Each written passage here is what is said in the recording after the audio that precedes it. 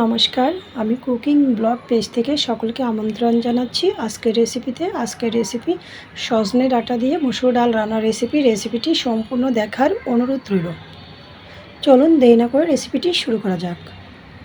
চুলা অন করে একটি পাত্র বসিয়ে দিয়েছি, দিয়ে দিয়েছি জল, দিয়ে দিয়েছি ধুয়ে রাখা মুসুর ডাল। ডাল ফুটে ওঠার পর উপর থেকে ডালের ফেনাটা ফেলে দিচ্ছি।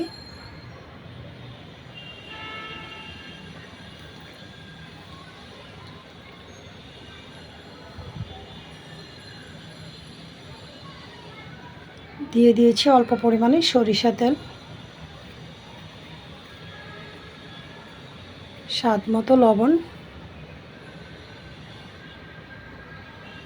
ফিরে আসছি খানিকক্ষণ পর।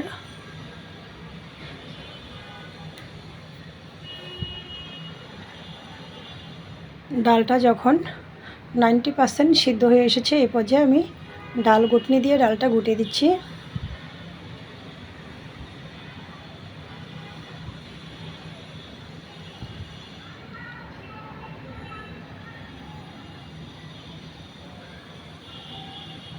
দিয়ে দিয়েছি স্বাদ মতো কাঁচা লঙ্কা, পরিমাণ মতো হলুদ গুঁড়া,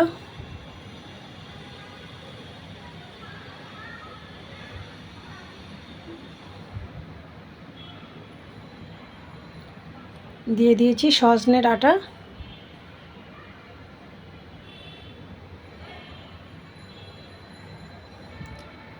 অল্প পরিমাণে ভাজা জিরার গুঁড়া, অপশনাল এটা।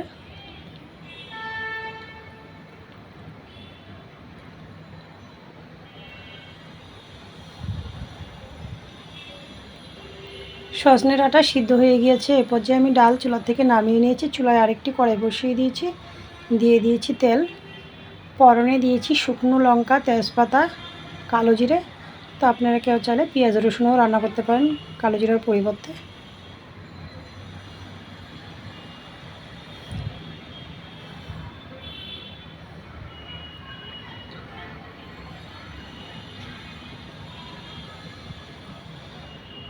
দিয়ে দিয়েছি কুচানো ধনিয়া পাতা।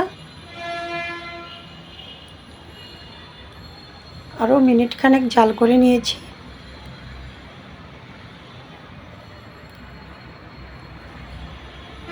তো এতটা ঘনও করিনি, এতটা পাতলাও করিনি। তো রেডি হয়ে গিয়েছে আমার মসুর ডাল দিয়ে সজনে ডাঁটা রান্না রেসিপিটি ভালো লাগলে আমার ফেসবুক পেজটা ফলো, ইউটিউব চ্যানেলটা সাবস্ক্রাইব করুন, সাথেই থাকুন।